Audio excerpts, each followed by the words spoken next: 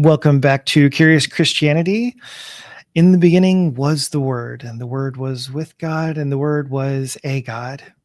Or at least that's what some people say.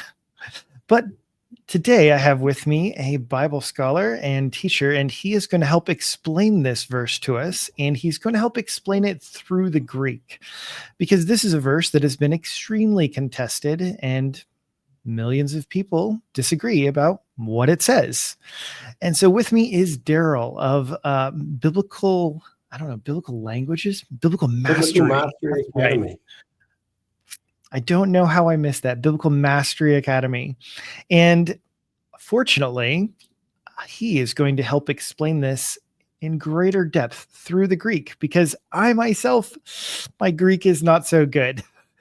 But Darryl, welcome to the channel. No worries. Welcome. Well, thank you for the welcome. It's great to be able to serve and be a blessing to you as best I can as well in any way. So yeah, thanks for the invitation. It's great to be able to catch up. Yeah, the first thing I have to know is, are you a fan of The Office? I actually do quite like The Office, as you can probably see over here. Yeah. Yeah, my daughters gave me that for Christmas this last year. They know I quite like The Office. But it's a funny thing is that's like in season 1 and then it sort of disappears, but it's still kind of part of the furniture. And anyway, so yeah, I kind of enjoy The Office. My family cringes at it. I kind of find it quite a nice, kind of way to relax. It reminds me of, I used to work in an office. I don't really miss it. Well, I still work in an office. I guess it's just I own the office now rather than somebody else's office. But yeah, but I do like it. It's good humor and, yeah, it's just a lot of fun. So yeah, definitely. Yeah, I couldn't help but notice the mug, and I was definitely like, oh, I know that mug. I Yeah. love that show. It's got a lot of very epic, episodes. Yeah. And I was like, oh, wait, I recognize that. I've never actually I don't think I've seen anybody else actually have that mug. So you're the first. Oh, well, there you go. Yeah. So I haven't, the first season, I found the first season kind of cringy. The first time I watched it, it was like, why does anybody like this? But, I sort of moved on to the second season, just sort of skimmed through it. And that was where it gets really good. And then I went back and watched the first season again afterwards. And it's a bit easier after you've sort of been through the later seasons, I think, first. But that's obviously one of the opening sort of scenes. And yeah, it's good. It's good. It's great. So I kind of like comedies. It's kind of my thing. So if I'm going to relax and unwind, I like to watch some sort of comedy thing. Brooklyn Nine-Nine was pretty good. For the most part, it kind of lost its way a little bit toward the end, but it was really good. And then what's another one? Ted Lasso was a lot of fun, of course. That was great fun too. So, but yeah, the Office is good. So definitely like that one. And I've got to say, like, where is your accent from? The world is dying to know. Yeah, well, I live in New Zealand. I was born and raised here in New Zealand. It's kind of the middle of the bottom of the South Pacific, I guess. So I was, like I said, born and raised here. I spent 4 years living in Los Angeles, did my master's degree and bachelor's degree there. Then I returned to New Zealand and finished and did a PhD remotely, modularly in Southern Baptist Theological Seminary, but I was going back and forth for that. So I spent a good amount of time in the States, but my accent is largely unrepentant. So. Okay. And did your accent inhibit your Greek learning at all? That's an interesting question, because there's this whole thing about pronunciation of Greek. And I originally learned Greek using Erasmian pronunciation, and I don't think it hurt from that point of view, but I think, generally speaking, I think knowing English is actually, it's sort of, Erasmian's kind of almost a very English kind of accent pronunciation method for Greek. And so it kind of slots in nicely. But people who speak Spanish or, Italian or something like that, they can give this really nice pronunciation. So it's easy for them to capture the modern pronunciation of Greek, and that sounds a lot better. So not really is the short answer. And for the most part anyway, people aren't spending their time conversing in Greek. We learn the language so that we can read the Bible, and that's, today anyway, it's largely a silent exercise. We read the Bible silently, which is interesting because we didn't always do that. I don't know if you know, but you go all the way back to like Augustine and prior, if you were reading the Bible or anything really, you were reading it out loud. That's what reading was. But over the centuries, and particularly over the last, I think, probably 5 centuries or thereabouts, since the printing press has come along, I think this, and I could be wrong on the exact dates there, but the tendency's been to read silently more than reading out loud. And anyway, that was a long answer. The question is of how much does it affect my reading of Greek? Not a whole lot, really, is the answer. But anyway, there's a rabbit hole to go down there, and I went down it. Sorry. Yeah. Well, no, it's perfect. It's just interesting. I mean, I don't know. For one, not too many people I meet from New Zealand, just in general. Yeah, there are actually people out there who don't even think New Zealand exists. They think it's like this television thing and Lord of the Rings, it's this thing that's been invented for Lord of the Rings. It's really weird. I don't get it. But I heard my daughters trying to, like, when we lived in California, they were like online with these people who were saying, oh, there's no such thing as New Zealand. And they were like, I'm from New Zealand. And they're like, I don't believe you. So there's some strange things out there. Anyway, so that's probably why it doesn't exist. Well, so my dad was born in Samoa. So, which is why, of course, it's quite close to New Zealand. Yeah, it's always talked about. Yeah. Well, so that's the part that I struggle with is like sometimes like, oh, I'm from Samoa, and they're like, where? I've never heard of it. I was like, well it's close to New Zealand. Western Samoa or American Samoa. I guess it's Western because it's closer, right? You're the only one that knows that, though. The whole world, they don't ever get that far. But yeah, you actually know what's going on. Yeah, Western and American Samoa is the difference. But I'm not sure. I don't know. You're the only one in my recorded memory that I can think that has actually said that has actually known that there is a difference. Yeah. Most people don't even know that Samoa is more than one island. Yeah, this is right. Yeah. Well, this is the same, like everything, like Fiji is one island too, is apparently, according to some people, right? So it's the same thing. And Cook Islands is one island, even though it's a plural. Who knows? But yeah, the Pacific's an interesting place. Yeah. Yeah, for sure. Well, I just, to some degree, I'm like, well, praise the Lord for Moana. Because Moana is Samoan, and she's the simplest way for me to explain. You're like, what is Samoan? It's like, did you see Moana? She's Samoan. Okay. Yeah. Good on you. Yeah. Good on you. Yeah. So now you largely deal with languages, and especially the Greek language, Koine Greek to be most exact, right? Yeah. So before I started seminary, my whole thing was I wanted to be able to read the Bible better with more clarity. When I was a new believer, I got saved really reading the NIV, and I found the New American Standard Bible not long after that, and that was a great translation. I really appreciated just how much clearer things were in it. And it was a lot more of a literal translation, of course, and that worked okay for me. But as time went on and the ESV came out and other Bible translations came along, it sort of was like, well, it's kind of hard to know which one is the best translation. And so I thought, wouldn't it be great just to read it in the original language and not have to worry about translations? And so that was my whole thing. So I went to seminary thinking that that's what I would be able to do after seminary. And that's not what they teach you in seminary. They teach you to do exegesis, which is good and important. But I wanted to be able to read. So when I was in seminary, I developed a way of sort of learning the vocabulary without, dying by occurrence. And so, I sort of started down this track and ended up turning it into a product, turned it into a membership, turned it into a job. And that's what I've been doing since. So it's a lot of fun. I really enjoy it. It's been a big, sharp learning curve, of course, because when you come out of seminary, even though I did 7 classes of Greek in seminary, and I would say that, my knowledge of Greek after those 7 classes was neophyte at best, very, very early, very undeveloped. It's one of those things that takes a few years of practice to really sort of dial in. So now what we want to know is, what is the best English translation of Greek? Yeah, so the answer to that is very subjective. The reason is that different publishing houses, they all have different goals in mind. So, for instance, if you take the Holman Christian Standard Bible, which Broadman and Holman published back in the early 2000s, the first version of that, their goal was to sort of have it so that it was suitable for an 11-year-old reading level, but yet still reasonably literal. And I actually think they did a really good job of achieving that. And today, my family actually all use the Holman Christian Standard Bible. They haven't even upgraded to a Christian Standard Bible yet, which is the newer version of that. So that was a very good Bible for that kind of reading level and people who like, something that's easier to read.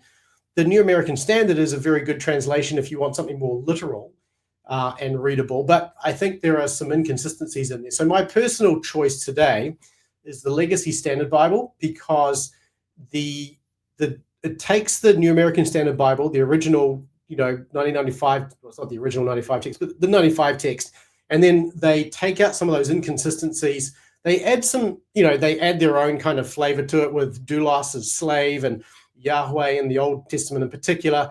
But they, and that's kind of the Yahweh in the Old Testament is particularly jarring, I reckon, but it's all quite helpful in a sense. So I'm not one for saying there is one Bible translation that everybody should use because of those reasons, right? Publishers are aiming at different people, and otherwise there's no market for them because they're just competing head to head with another one that's already out there. So I normally just sort of talk about, this is what I use, these are the reasons why.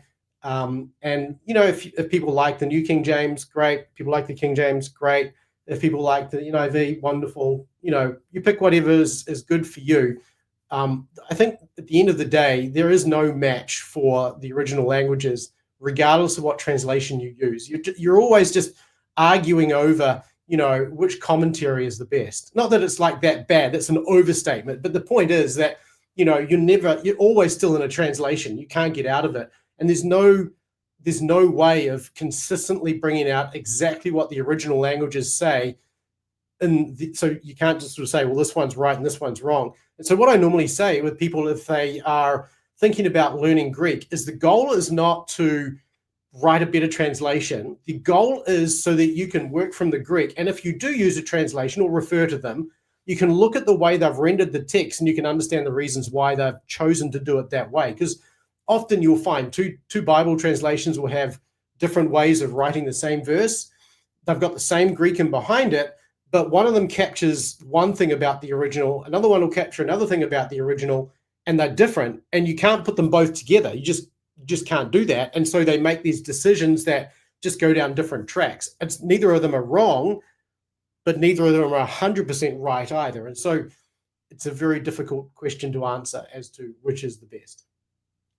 So I've got a question and riddle for you, and we'll see if you've ever heard it before. But what do you call a person who only speaks one language? Monolinguist. A monolinguist. They have one language. Yeah. American. Okay. Well, that's the non-technical term for it. Actually, to be fair, yeah. New Zealanders and Australians and, most English-speaking people are much the same. I mean, unless you've got a good reason to learn another language, it's not likely you will, right? So. Well, I mentioned that because people that only speak one language, they do not appreciate the difficulties of translation. Right? Like when you actually dive in and you kind of understand, it's like, okay, this is what I say in English. This is what I'm reading in Greek or Spanish or whatever other language. You understand that there are kind of trade-offs that you have to make in order to communicate what the original language is. And because for many people that only speak one language, they're almost confused. Well, why don't you just tell me what it says in my language? Right? Just give me the word for word interpretation. And they're like, it doesn't work that way. You can't explain it that simply. Because there's lots of different considerations. It's like, well, for one, it's like there isn't this word or there isn't this verb tense. And I'll tell you, that's the other thing. If you only speak one language, most of the time you didn't know there were different verb tenses outside of your language. Like, what do you mean? How is it possible? Yeah, and languages reflect the worldview of the people who are using them. And often there's cultural background things that you have to know to be able to understand why a word is chosen or used in a certain way. There are things where the languages just don't work. One of the big ones with Greek and English is that Greek is not a tense. And this is something that sort of scholars have agreed on over the last 50-ish years or so. It's been developed for a little while, but English is a tense-based language, which means we talk about past, present, and future. Greek doesn't care so much about those things, so it uses tenses, or it doesn't have tenses, in fact, except for the future tense. So it basically uses these forms to indicate different things to what we would have in English. Now, in English, we end up using past, present, and future because that's what we have. And then we have, past, present, past progressive, and past, simple past, and things like that. So we have different sort of ways of thinking about it, and it can map roughly to those things. But we have to recognize that what's going on in the Greek is not what's going on in English. And so, the way it's rendered in English always has to leave something out because it just can't use the English. The English and Greek just can't be used the same way. And then being single language as well, you often don't understand grammar as well, because I found that when I was learning Greek, you end up learning grammar better when you have more than one language to compare it to. So if all you know is your own language, it's difficult to know the subject from the object of a verb. Well, it's not really, but when we're sort of thinking about these things and we're taught them, we sort of don't understand. And a noun, an adjective, an adverb, I don't understand what the difference is. Those sorts of things can be challenging. But when you start to look at it with another language, then those become the way to, they effectively, the grammar effectively becomes a way of describing what language is doing, right? So it becomes kind of like the language of language, if you like. And so you end up understanding how languages work, how your own language works when you learn another language as well. And that's particularly true of Greek, I think, as well. So, and, particularly given we had to study the Bible, right? And when we study it, we sort of think through what is the author saying and how has he broken his text down, which is what we'll get into today in our time in First John and John 1. Yeah. And those are really great examples that you kind of laid out of, like, oh yeah, why is this different? Why does this matter? And it's exactly relevant. And I just feel like it's important for us to kind of go through that process of explaining, because sometimes if you're there and you're kind of trying to explain a Bible verse to somebody, and all of a sudden now you're explaining like, oh, wait, like this is like this, and this is like this. And they're kind of thinking, why don't you just write it in English? Why don't you just, what's the subject? What's the verb? What's the direct object? You're like, well, the structure doesn't fit your grammar exactly the same way that you think it does. Exactly. And I think those are just important details that if you don't have any idea of other languages, it becomes more difficult. But I feel like those that have different ones, you can appreciate a little bit more. And especially for those that have the struggle of going from Hebrew to Greek, because Hebrew to Greek is completely different too. Those are not at all the same language. Yeah, exactly. And in fact, even when you're learning languages, whatever one you learn after English is normally the one you find the easiest, like between Hebrew and Greek anyway. So, so if a lot of people, if they choose Hebrew first, they find Greek really difficult. People, if they choose Greek first, they'll find Hebrew really difficult. But you're right, the languages are different again, although there's probably more consistency in some way, certainly with verb aspect and whatnot, between Greek and Hebrew than there is between English and Greek. So, yeah. Well, hey, let's dive into our text here. So we are interested in talking about John chapter 1, and this has been a huge controversial verse. And I wonder if it's not more controversial today with, I don't know, the whole TikTok universe, the whole, I don't know, YouTube universe. But definitely would love to hear what you have to say more about it. And you've even brought some slides and stuff. We can share these. Yeah, let me make that, okay, sorry. Just trying to fill as much of the screen as reasonably possible. So I sort of pulled this up earlier on, but it's basically, the nice thing here is you can click on words and you can kind of see them on both the English and the Greek side. So it makes it nice and easy to sort of see what we're talking about. But we've got John 1:1 here. And, as I sort of go through here, you can sort of see it's basically broken into three core clauses. A clause is effectively a set of words that has a verb in it. So the verb, finite verb in particular. So we have that in here. So 3 clauses, 3 sentences, if you like, they all sort of hang independently, but they flow together, connected by this key here as well. And then we can go on beyond that if you want to as well. But I think most of what you want to talk about is in John 1, verse 1, right? Mm-hmm. One further question, though, before we kick off on this arena, to clarify as well, in Greek, they also don't use punctuation. Is that correct? Yeah, so the original manuscripts did not have punctuation in them. So the way the original Greek texts were written, they were like very early ones anyway, they were all written in capital letters. They had no spaces between words at all. And they didn't even, in many cases, they didn't even bother trying to finish a word before they switched to the next line. So literally a word would be broken over 2 lines.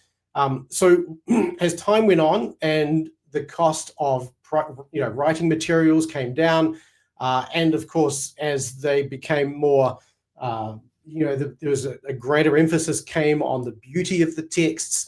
Then we start to sort of see this development of the way they are copied and passed on from one to another. And we have this huge history of very, quite beautiful texts written in all sorts of, different formats and hands. I mean, they were handwritten for the first, 1400 years of church history, really, and hand copied, which in itself is a remarkable feat. I mean, you consider, I don't know if you've ever sat down to copy out First John by hand. When I was doing in seminary, I did a class on First John, and we had to literally write out First John by hand in Greek, which doesn't sounds horrible, but it's actually not too bad. It was actually a really helpful exercise. But once you do that, you realize just how challenging it is to actually write the stuff out, especially if it's not your first language, which it wasn't for me. So with punctuation's been added later.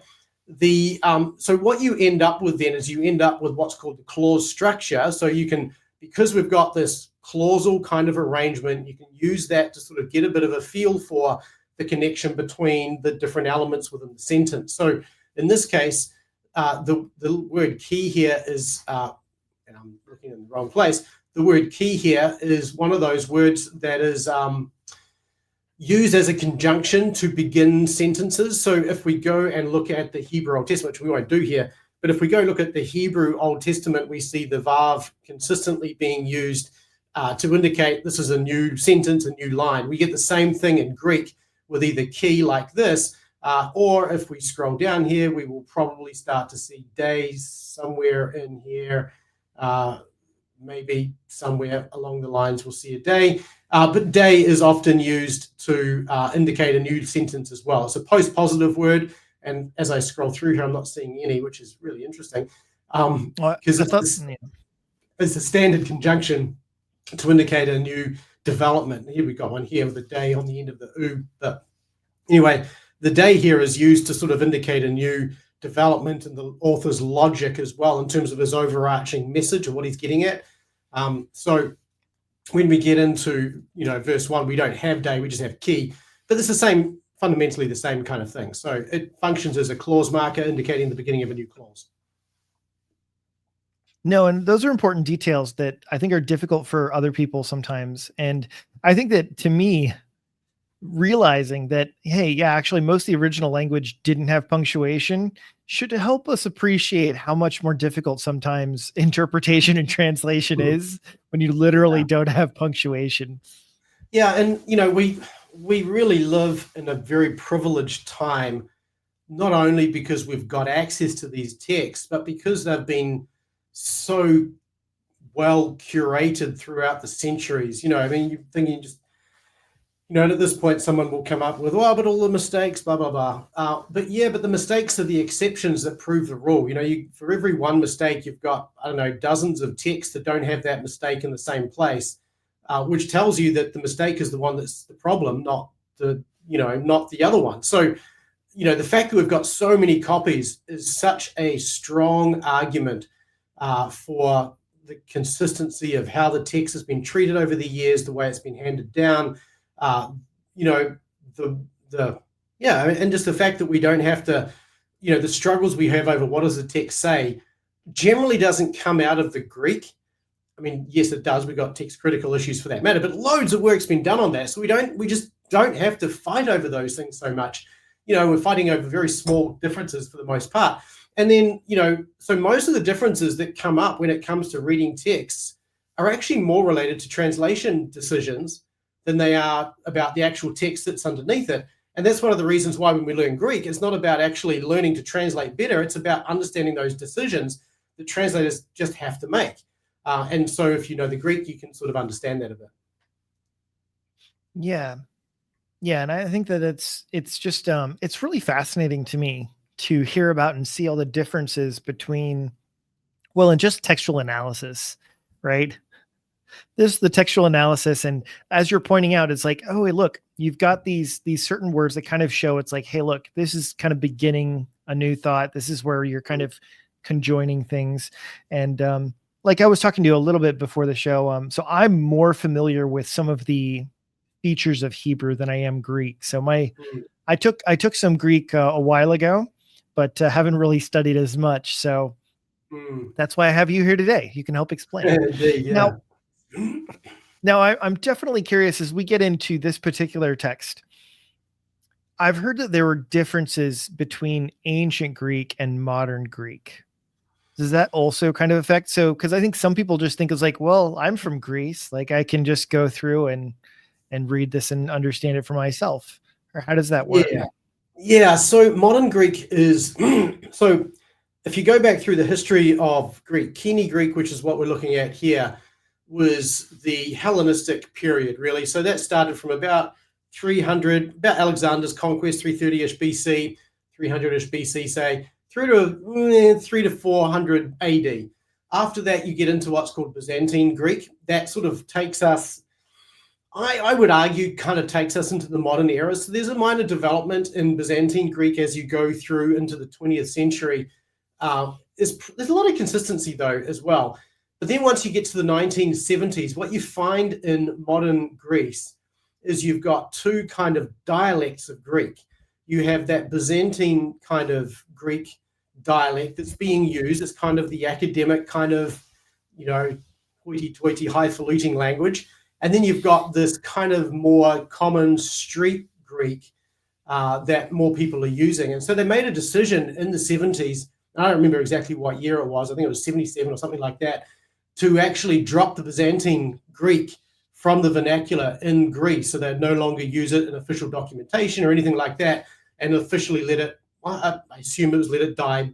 I could be wrong on that. But effectively, the decision was made to adopt this kind of low-level Greek.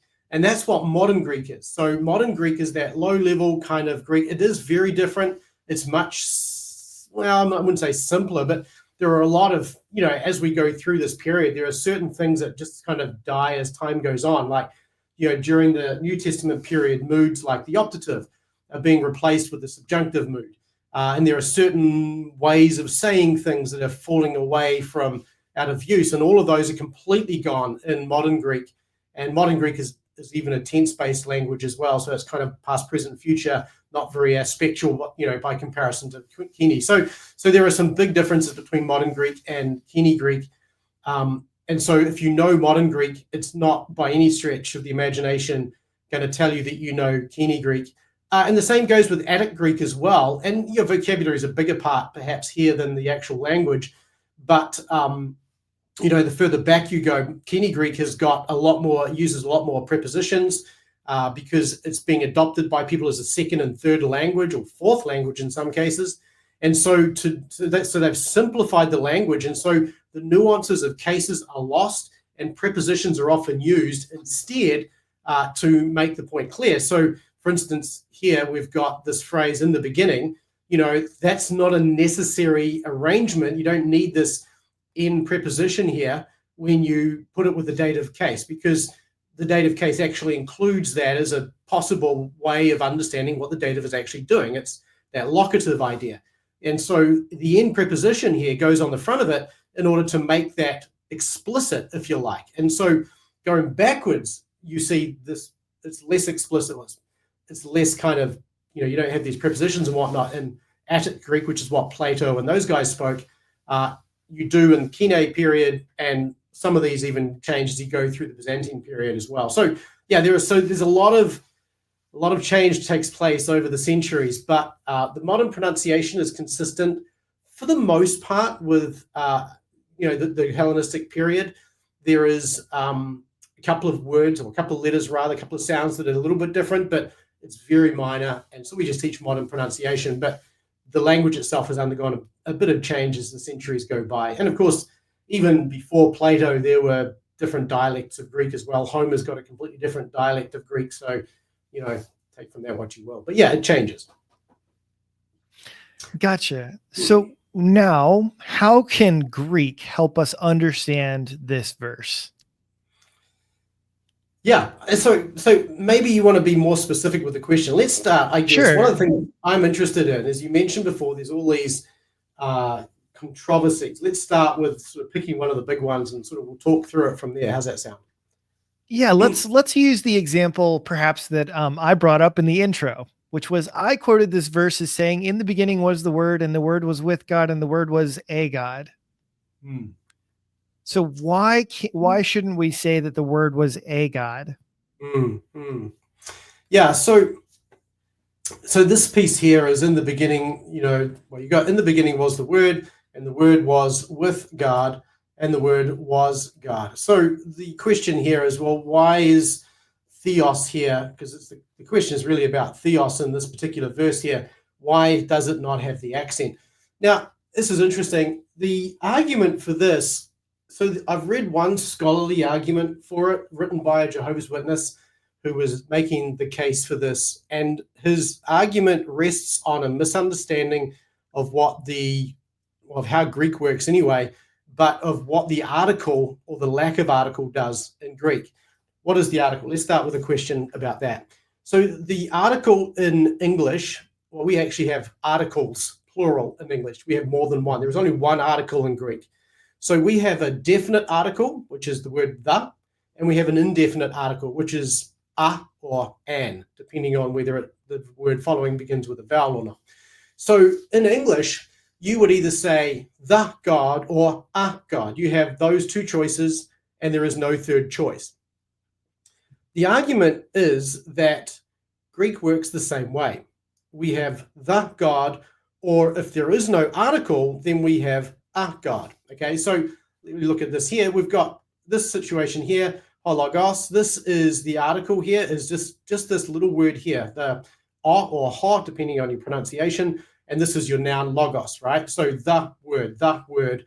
And you'll see here in this construction here, we've got the word as well. And then we've got theos here without the article in this side.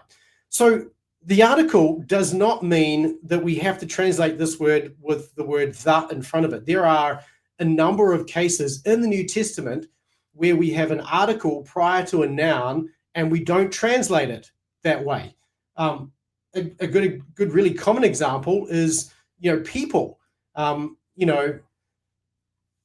We often get somebody's name and it will have the article prior to it, so it'll be the John, right? But we don't say the John. And if we did say the John, then we're going to be thinking about something other than the person, right? So these are the kinds of things that are just common errors, that they assume that because the article in English is definite, therefore, if you've got the article in Greek, it also has that definite concept, and it just doesn't. So what is the article used for in Greek here? Why do we have the article here, but not here? And the same question goes for this phrase here as well, and for this phrase here as well. You can actually put the article prior to this phrase, and you can put the article prior to this phrase as well. So the question is, why isn't the article prior to those phrases?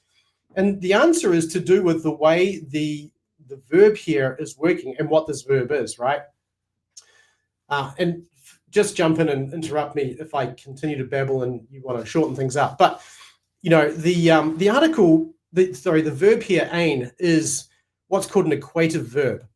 The idea of an equative verb is it says these two things are in some way equivalent. Now, there's different ways of making things equivalent. It could be that one is a subset of the other. It could be that they're actually the identical same thing. And you can see here that by using the prepositions, we're saying different things, right? The word was in the beginning is effectively what we're doing here. Now, Greek is a left to right language, not a right to left language. So in the beginning was the word is how we often translate it, even though in theory it should be the word was in the beginning. That's a more, if you want to be more literal about it, that's the more literal way of doing it. So the whole point of this is, if you got two things that are identical, the question then flows, well, which one of these is the subject of the verb? What are we talking about? Are we talking about the in the beginning, or are we talking about the word? And the reason the article is there is to tell us what we're talking about, the subject. So the word was in the beginning. That's the whole point of that first clause here. Now, that means then that the presence or absence of the article here has no never mind to whether something should have the or a in front of it. It doesn't matter. It could go either way. That's not the reason the article's here, and therefore it's not the reason the article is missing from verbs like this as well. It's not to say there is a God and the word. Is to point out that in this particular phrase here, the subject of the verb is hologos and the predicate is theos. Now, the other piece here, of course, is we're drawing equivalence. That's what this verb does. And so do we need to, put a God in here to say, the word was a God? Well, yeah, that's, syntactically, it's possible. However, you do have the use of the article here. Now, when you have the article in a situation like this, it's often there to, provide some kind of pointing of some sort. And I think, so you have to ask the question, well, if he put it there, pros ton theon, he doesn't need it there. He could have just said pros theon. So the usage of the article here is, there's a reason for it. And, there's different arguments as to perhaps why that is. But one of the arguments is not because he wanted to say the God. And nobody translates the word was with the God, except, those who make the mistake that the has to mean, ton in Greek has to mean the in English. And of course, as I've mentioned, that's a category mistake. It's sort of confusing English and Greek articles and assuming that they're identical in their usage, which they are not. So I think the reason we've got ton theon here is really to point to, and there's a use of the article, which Dan Wallace calls par excellence, which is really to say that it's pointing to the one of a kind, this one unique kind of entity here. So it's not here for the rest of it, but it is here for this. And because we've already identified theon here, theos, same verb, same word rather, I would argue that whatever you're doing with it here should carry over into here as well. So if this is pointing to a par excellence kind of use of theon, like the God, the one true God sort of thing, then that's how we should understand it here as well. And so the word is the subject, and that means then the word has been drawn equivalent to something, and theos here, par excellence, the one true God, is kind of what I think the whole point is. And I think so. Even as you sort of go through those clauses, the word was in the beginning, the word was with God, and the word was God. I think there's a build up to that point. Sorry. In a more general sense, here's a question that I was wondering, because as far as I understand, it's the way that it is. But are there any scholars outside of the JWs that actually translate this with the indefinite article? The word was a God. Not that I'm aware of. I haven't come across any. There may be some from the 4th century, because really what we have with Jehovah's Witnesses is a form of kind of neo-Arianism, if you like, the same kind of heresy that was espoused in the 4th century by Arius and was put down by Athanasius. And so I haven't seen anything recent, and I would argue that even then a lot of the mistakes were made by people whose native languages were Latin, and even I won't go there, but Latin, and so they kind of didn't read Greek as their first language either. So again, I would say I haven't seen anything recent, or there may be, but I just haven't seen any. Yeah, that was another issue to me that stood out, was, as far as I had understood, there aren't really any majorly reputable scholars that are all translating like, oh yeah, we totally missed this, and it's been a huge misunderstanding for a long time.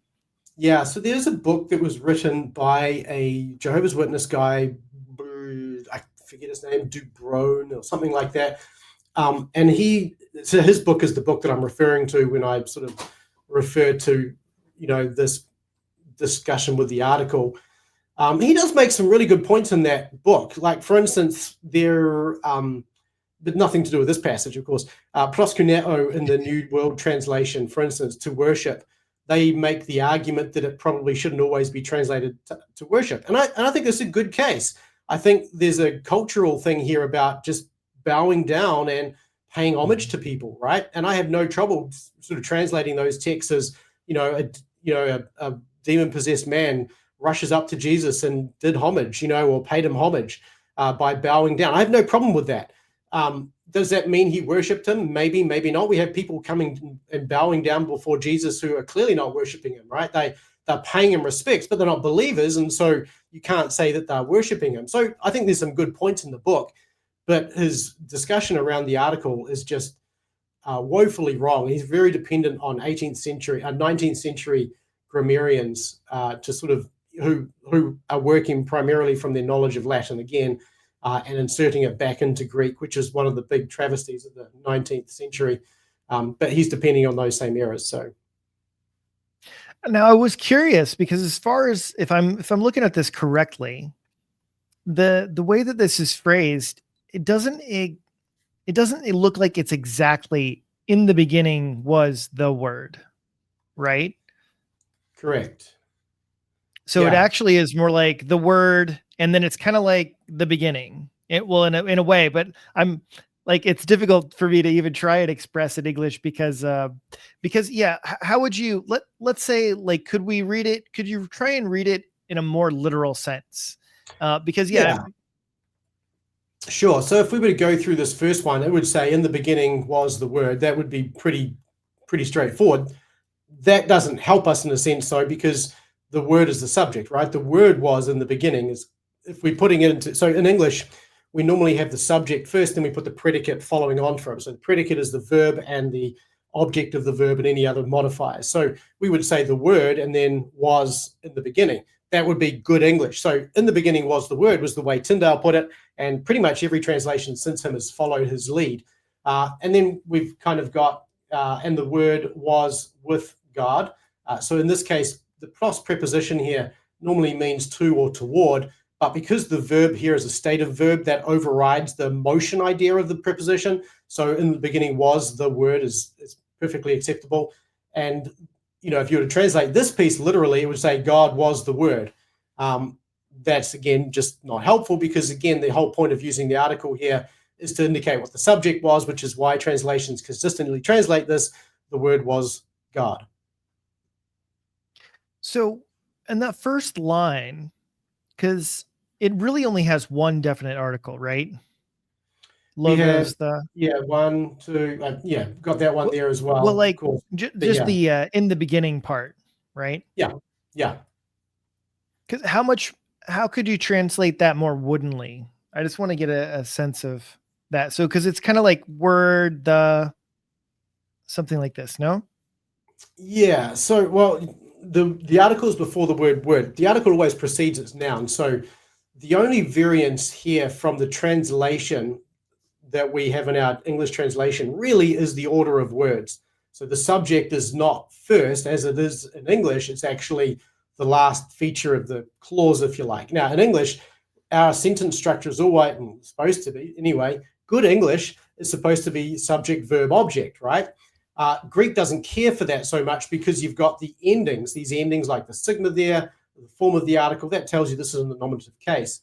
You can go down here, you've got the same article. So this is the same word here. This one here as, here we go. So this is the same word as in here as well, but the form of the word has changed to tell you that this is actually the case that indicates the object. It constrains the scope of the verb. So in the beginning was the word, and the word was with the God, if you want to put the in there, but you don't need to. So it's really just telling you, again, making really clear that this is, again, probably the article is probably here to make really clear that this is, some sort of monadic, one-of-a-kind kind of noun. So, yeah, so for the most part, the article is, so the order is okay. I think that first clause, the order is okay. Okay, I was just a little curious how some of this goes. So, of course, most people do associate John 1:1 with Genesis 1. right? And so Genesis 1 has been undergoing some different translations in Hebrew today. So many modern scholars are actually changing the "in the beginning" to "when God created." Are you familiar with that discussion?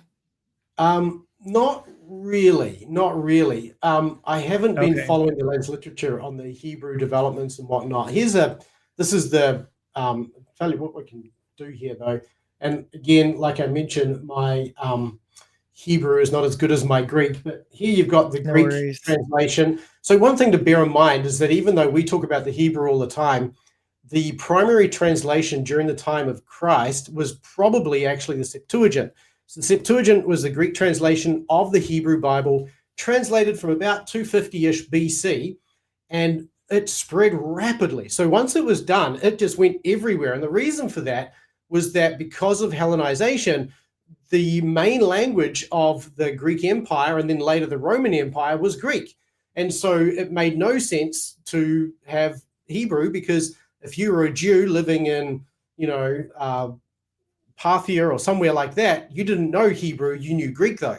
Parthia is modern Iran, that would be, ex-Persian Empire. You probably wouldn't know Hebrew, but you would know Greek. You might know Aramaic, because that was the old language from there at the time. But so the Hebrew then wasn't lost. I think the Hebrew was regularly spoken in synagogues during the first century. I think that would have been the language that a good synagogue would have, read the scriptures from.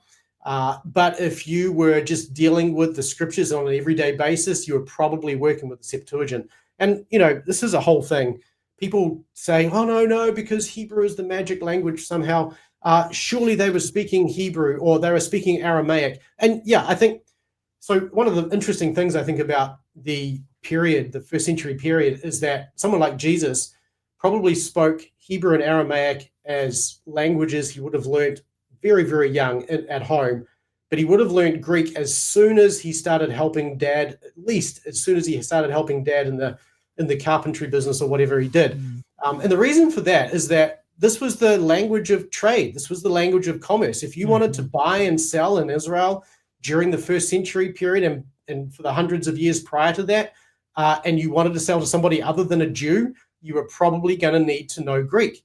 Some of them would have known Aramaic, sure, but just about all of them would have known Greek because it was the language. So the Septuagint then is the dominant translation or text, Old Testament text of the first century. And so when you read people in the New Testament quoting the Old Testament, 9 times out of 10, they are quoting directly from the Septuagint, which is one of the reasons why I've kind of pulled it up here. So bear that in mind, I think, as you're dealing with all these arguments about, what you're going to do with this Beth preposition here in Hebrew.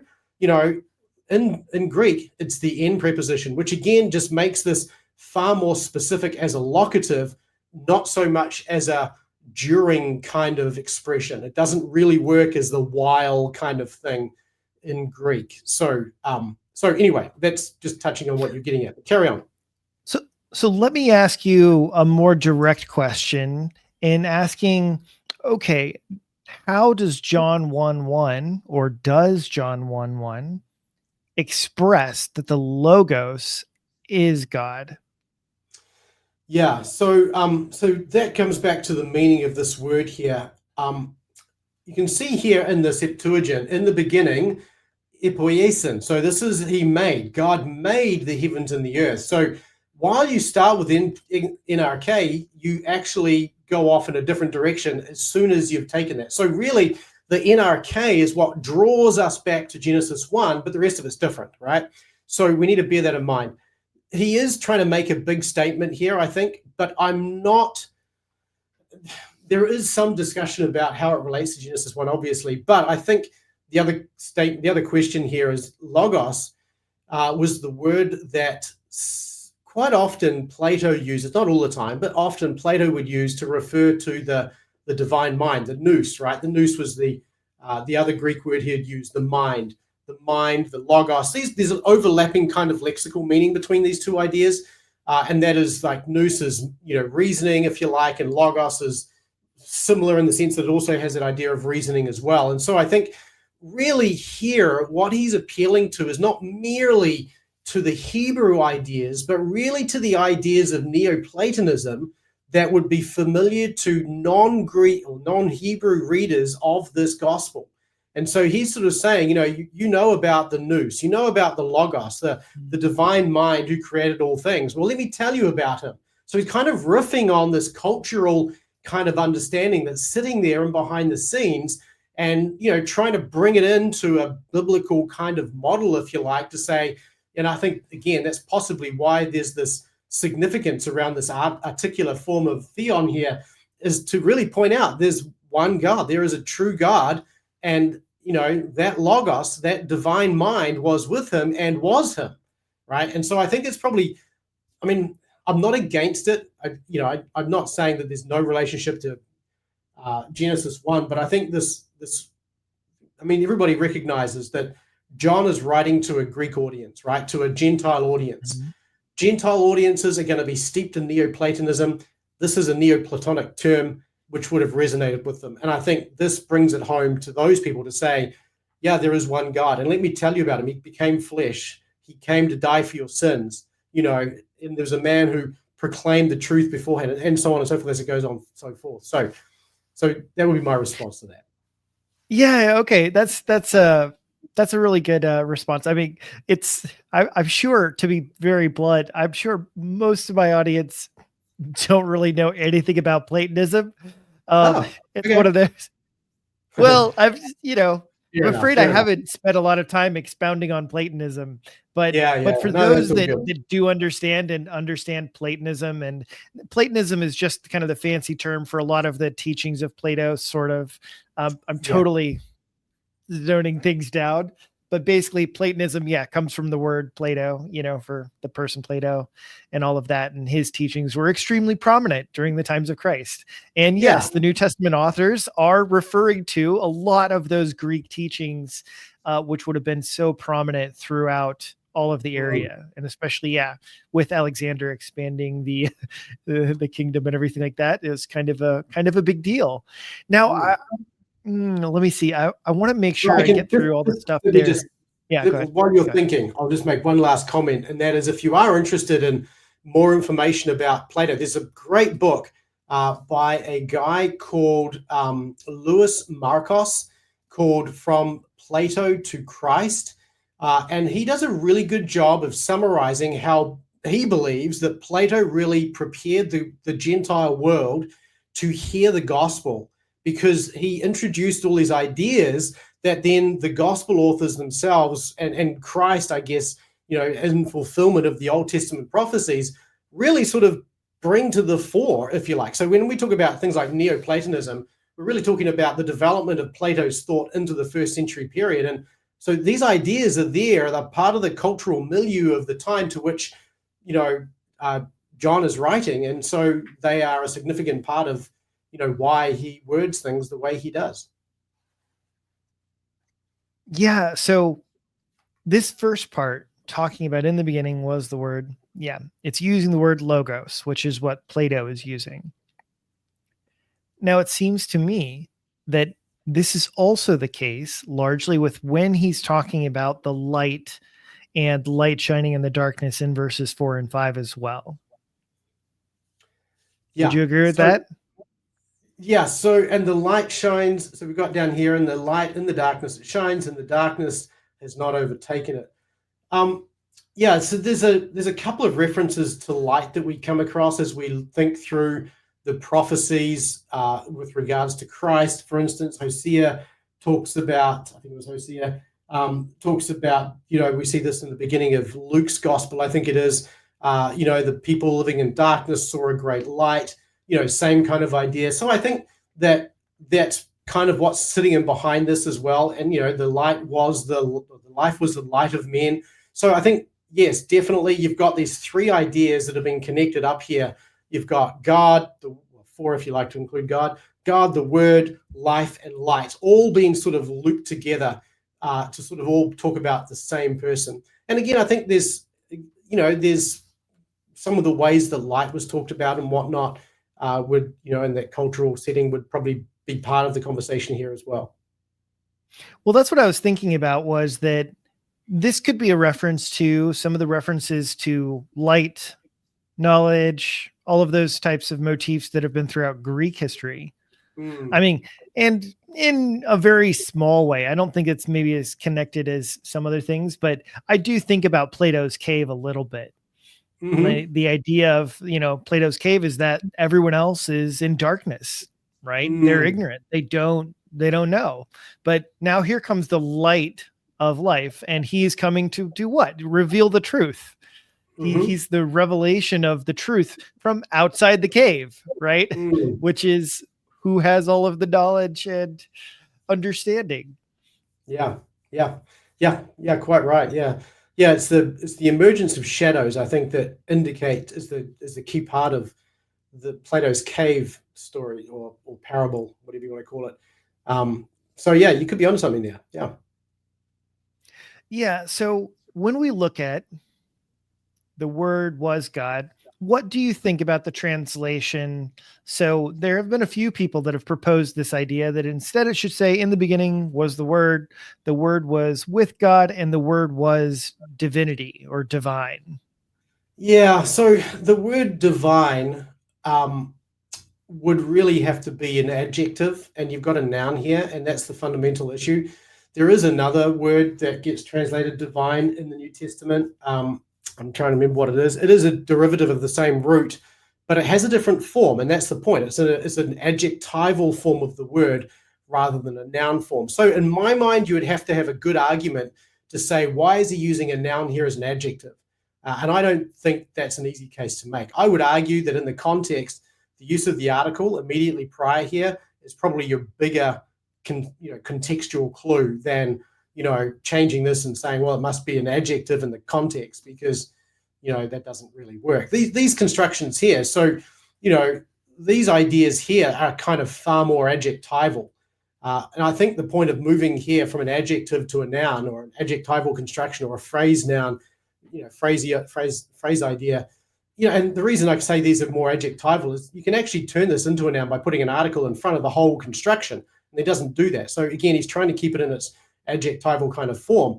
But here he's explicitly choosing a noun rather than some kind of adjectival construction. And I think, again, the argument is he's kind of building to this crescendo and saying, this God we've been talking about, boom, he is the same God. The word is that God. Yeah, that's an interesting notion. Yeah, because you're saying it is referring to God, not just that, well, he's some sort of divine. So it's not saying and the Logos had divinity as some sort of adjective on him, but rather that he was divinity, right? Yeah.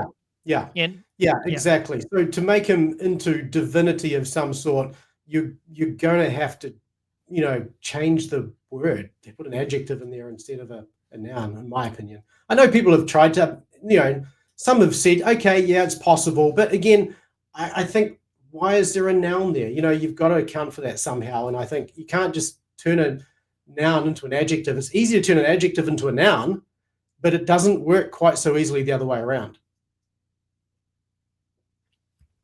What do you think about verse 3? Do you feel like this is trying to say something else in particular? Or is it, how is it connecting? Yeah, so all things through him came about. So you got to ask the question, well, who is the avto referring to here? And I think, you got the same person being carried on. So you've got the same case. This is what's called a demonstrative pronoun. It normally points to something prior in the context. It matches in person, case, and number. So the obvious choice here is hologos. So this is talking about the Logos. He was in the beginning with God. So now you're putting together those first two phrases, right? So you're repeating the same subject and you're talking about those same two phrases together. And then when you've got to avto here, you're probably, well, who's the avto? Okay, and in this case, again, you're not changing your subject, but you've got, because this is the object of a preposition, it has to be in the genitive case. And so that's the reason why you change cases here. It looks different, but you're still talking about the same one. Through this one, if you want to put it that way, all things through this one came about. Now, and apart from him came about nothing, not one thing, which has come about. Now, there's some discussion over this here in terms of should this be part of the next sentence, should it not be? And so they said that which has come about, in him was life. And I don't think that works very well. I think more like the idea here is this is introducing some of John's theology. In him was life, rather than actually sort of saying that which has come about in him was life. I don't think that is quite right. So I think what we've got here is a continuation, and this is very Johannine in the sense as well. You've got a headless clause here, in the sense, that which has come about. As the object, well, one thing is a number, obviously. Not one thing has come about. Yeah, anyway. So the only construction here is whether this goes with that next verse or not. And my thinking is it fits nicely into verse 3. There's no reason to defer it over to verse 4. The other thing to bear in mind is through all of this, you don't have those clause markers like you normally do. And so you've got here, so this is what's called sin. Oh my goodness, I'm losing my terms here. There is a proper. Don't worry, it's all Greek to me. Yeah, but it'll come to me. But there's a proper word for it when there's a conjunction missing. There's no conjunction here. There's no conjunction here. So you kind of left to understand it from the clause structure. There is one here, obviously. So apart from him came about nothing, or no one thing which has come about. I think that works nicely as a whole kind of construction. This is then a subordinate clause. This is the main clause. That works well. Otherwise, you've got a headless clause, if you like. That which has come about in him was life. And this is another one they tend to try and riff on a little bit to sort of say, well, this is where the full stop should be, not before verse 4. And therefore, the things that have come about in him, in Christ, were life, but Christ himself is not life. And so now you're starting to disconnect him from, and the life was the light of the world. Yeah. So that makes man the light of the world now rather than Christ. Now, I would like to connect this a little bit because, of course, it's the other extremely relevant passage when it says the word became flesh. Mm-hmm. Right? So how can we understand the word becoming flesh in light of this? So I think it's verse 14. Yeah, right there. Yeah. So again, I think, you've got the same subject. You're going back to that subject from verse 1. So all this other stuff in between is kind of parenthetical in that sense. And I think what we're sort of seeing here is a new, fresh start. So whatever we said before is all true. The point of this is really, and this is, again, really interesting, because the point of this really is to sort of say that which was, you as Gentiles know as the divine mind became flesh. Now, Neoplatonism, again, going back to Neoplatonism, it's very dualistic. Dualism there's this big sharp separation between the material world and the immaterial world.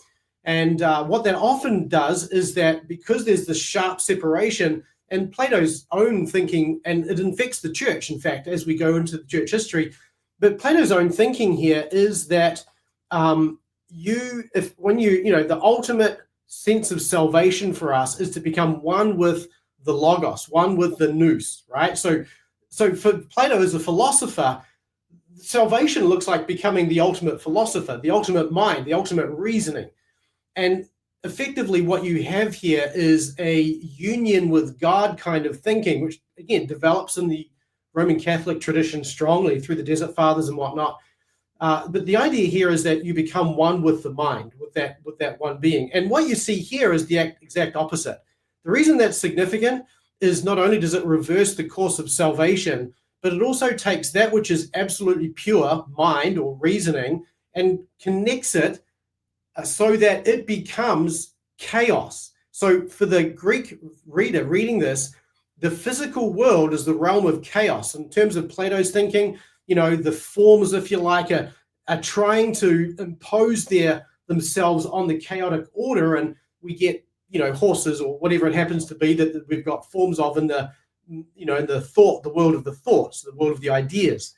And so when you say then the word became flesh, you're actually saying that pure became one with chaos. Now, this is anathema to a Greek thinker because that breaks that dualistic kind of idea. And now you're trying to sort of say that, well, doesn't that mean then that the word then became evil?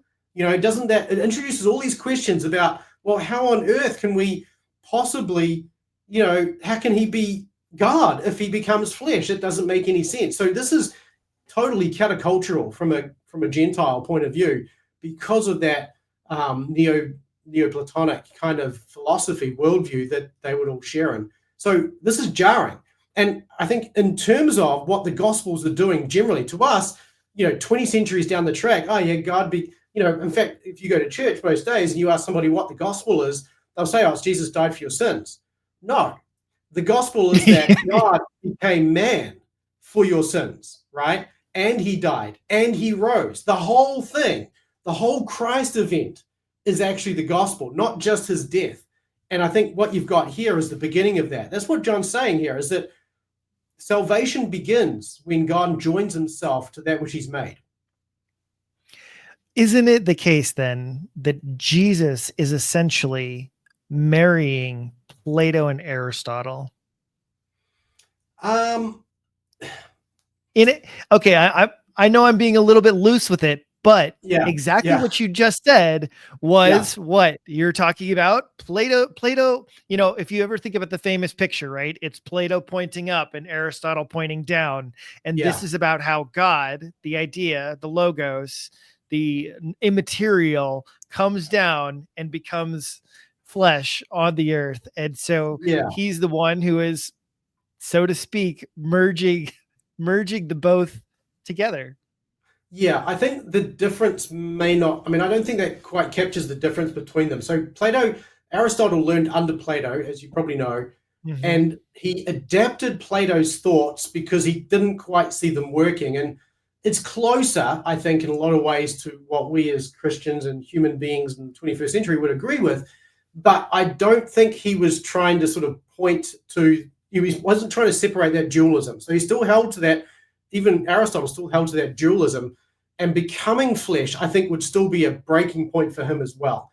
But again, going back to your first question, John, I would say, is marrying, if you want to put it that way, what has happened with this event of Christ coming, the Christ event, as scholars sometimes refer to it, which I don't really like that term, but whatever. He's taking that whole event and he's packaging it up in a way that they can understand what's going on by saying that this mind, this logos, we agree, this is a real thing, but he became human, he became man, and so he's not just sort of content with being out there somewhere and for you to come to him, but he came to us and he became one with us and tabernacled with us and we saw his glory and so on. So there is a marriage of sorts going on here, but we want to, it's the kind of marriage, if you want to put it that way, that is groundbreaking. Yeah, I think that it's something that we don't really think about or see as much in English because, like I said, I would say probably the average Bible reader doesn't really understand the connection between Plato. They don't really think with any of the Greek background, all the philosophy and all the notions there. And so I think that that's a nuance that many would probably miss. And especially, I don't know, I'd say the average American anyway, they don't really see much of a chaotic or big shift, like, what it means to go from spiritual to physical. Yeah, no, I agree. And I think, one of the things, I had a liberal arts education for my bachelor's degree and I was older as well, so that helped. But, we, as such, you get philosophy and all that kind of stuff thrown in for good measure. In New Zealand here, I don't know what it's like in America, but in New Zealand, we don't really teach our kids philosophy at all. And I think there's a loss to that. We were talking through this with our kids as they were growing up and stuff. But for the most part, people don't really understand philosophy. They don't get that, the history of thinking goes back more than, Charles Darwin, for instance. And so they don't really understand that actually ideas have shaped us all through the centuries. And, like I was referring to before, Plato's shadow looms very heavily over the church. I mean, you go back to, the mystics, the Catholic mystics, they're all heavily influenced by Plato because they were influenced by Augustine, and Augustine was heavily influenced by Plato. And then even today, you might think, well, we're what, 25 centuries removed from Plato? Surely we've forgotten all his stuff. But no, you go read Dallas Willard, Richard Foster, you see it there. That dualistic kind of tendency is still there. And these are widely read books today. And they're infused with Platonism, Neoplatonism. And unless you know what you're looking for, you wouldn't have a clue, right? So you're right. The average American doesn't get this stuff. And it's not their fault. It's just they've not been taught it, right? So, yeah. This has been a huge pushback that I've had against many other Christian schools today. So, for example, some schools are way more focused on practical ministry, and they're just focused on evangelism. How do we, leadership training, all those sorts of things, small groups, counseling. And of course, those things are absolutely essential, but Absolutely. they do not understand the incredible power that academics actually has on society. And I've often listed Plato as this example because it's the notion, if you ask the average person, hey, how does Plato affect your life? Right? They're going to say like, well, not at all. They don't really think about that at all. But in reality, even if you have no idea what Plato taught, he affects all of our daily lives on a regular basis. You can't go through law school and not read the Republic. Yeah. Like it's required reading. It's like, it should be. And so it's like, hey, look, your justice system, like your laws, all these things, they go through Plato. Yeah. Yeah. Where did the founding fathers get all their ideas about, a three-part government from, and breaking the government up? It was from the Republic. So, yeah. And so like, I just think that so many people, and I get it, like academics, sometimes it seems so tedious and like, why do I need to know? Why does this matter? But in reality, the high academics are what is filtered down to the next level teachers. And that's what the other teachers teach. And that's what the commentaries come from. And that's where the pastor reads the commentary that came from some academic that nobody can name. It's true that the average person doesn't know what Plato said officially, but we're all still affected by it. Yeah. And I think it's fair to say that not every Christian wants to know the why behind all of these things. I think that's one of the downfalls of these Bible colleges, that just are very practical, ministry oriented. All of those ministry tasks, practical things that they do, have assumptions behind them, right? And if you don't know what those assumptions are, then you're just doing something because someone told you this is the way we do it, which is really just saying we're doing it because it's traditional. So if you're a traditionalist, go to a practical Bible college. If you actually are a Christian who wants to think seriously about how ministry should be done and has been done, then you want to go somewhere that's going to teach you the rationale and the reason behind that. So you're going to want to go somewhere where they teach you theology. They teach you what it means to worship. Because it's not like singing. It's part of it, but it's not the whole thing. You want to go somewhere that's going to teach you why the church has done certain things the way they've done them over the years, because there's rich reasoning there.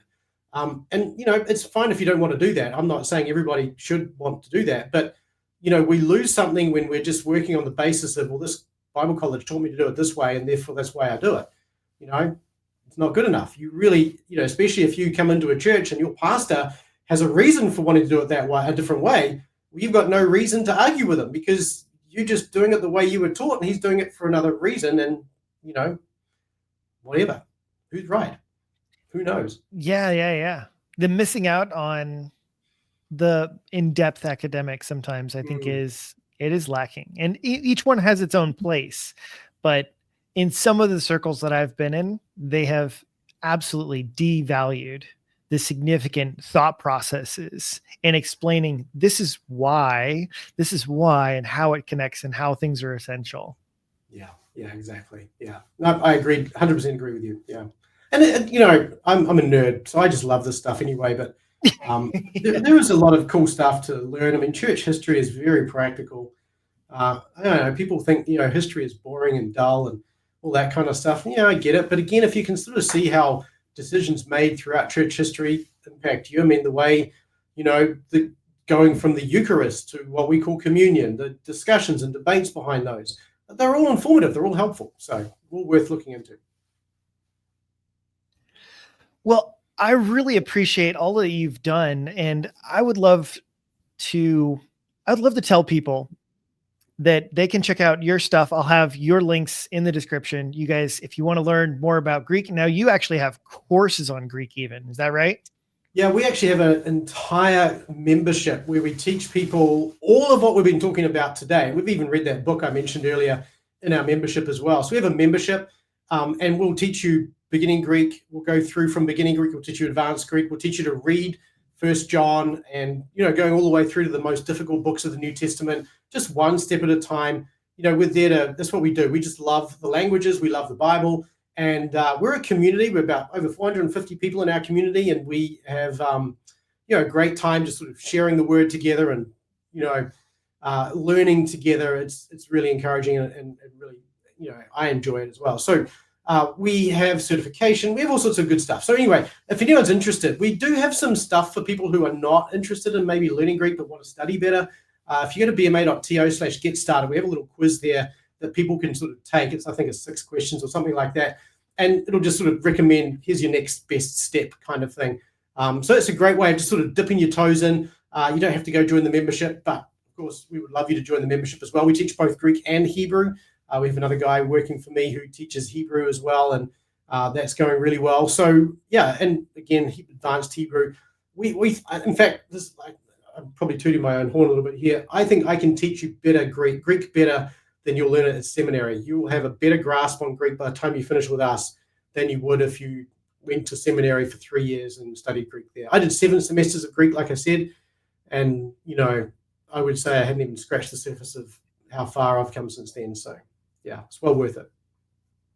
Well, if you guys want to learn more about the Bible, you guys can check out Biblical Mastery. Yeah, thanks for coming, Darryl. It's been a blast. It's been great to spend the time with you, Adam. Thank you for hosting me and for the invitation. I look forward to doing it again sometime. Yeah, will do.